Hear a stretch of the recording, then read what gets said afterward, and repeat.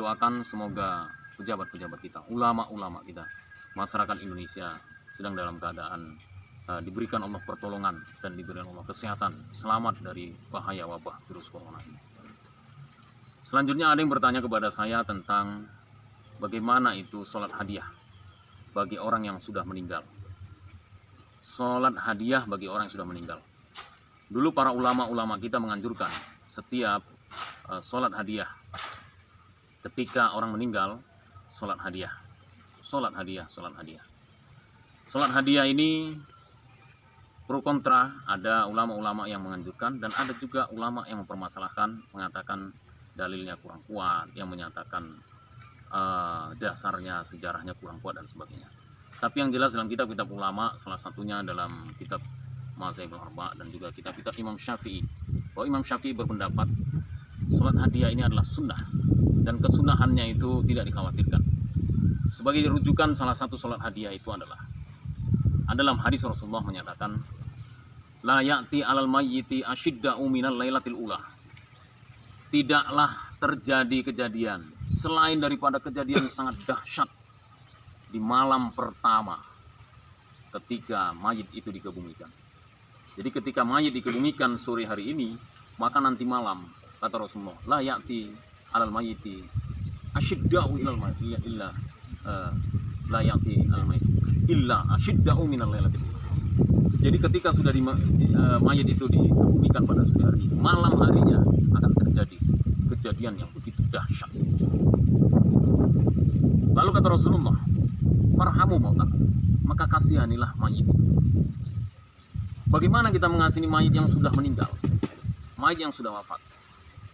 Bagaimana mengasihi? Maka Rasulullah menjawab, farhamu mautakum bis sodaqati was sholah, dengan bersodakoh dan sholat. Lalu bis sodaqati wal amal, dengan sodakoh dan amal. Lalu sodakoh ini maka kita bersedekah. Bersedekah bisa diartikan sedekah ini kepada anak yatim. Tentunya bersedekah ini mengobati rasa duka kita. Bersedekah ini juga membawa barokah kepada rezeki yang ada pada kita. Bersedekah ini juga membawa barokah kepada almarhumah atau almarhum yang sudah mendahului kita. Bersedekah ini tentunya adalah mengikatkan silaturahmi. Bersedekah ini juga membuat orang lain akan berdoa, mendoakan orang tua kita, baik almarhum atau almarhumah yang sudah meninggal. Bisodakoti, maka kasihanilah mayit itu dengan bersedekah, kamu kata Rasulullah, bersedekah. Dan yang kedua, wal amal, dan beramal kamu. Maka ulama-ulama kita mengartikan ini dengan membaca yasin, baca doa, membaca dan lain-lain. Amaliyah, tahlilan dan berdoa bersama. Summa sholatu rokaatain, kemudian kamu sholat 2 rakaat di malam harinya itu. Jadi kalau sore dia dikebumikan, ketika sore dikebumikan, malam kita sholat. Summa sholatu rokaatain, kemudian kamu sholat 2 rakaat. Qiraatul kutub, apa yang dibaca ketika sholat hadiah itu? Qiraatul kutub, pertama baca Fatihah. Selanjutnya membaca wa ayatul kursi marrotan. Fatihah sekali, baca surah, yaitu ayat kursi 1 kali. Baru summal hakumut takasur, kemudian baca surah at-takasur, al-hakumut takasur hatta zurtumul maqabir, sampai habis 1 kali. Summa suratul ikhlas, kemudian kita membaca surah ikhlas, al-ikhlas, yaitu surah qul huwallahu ahad Allahus samad lam yalid wa lam yulad wa lam yakul lahu kufuwan ahad. Ini adalah surah al-ikhlas 11 kali.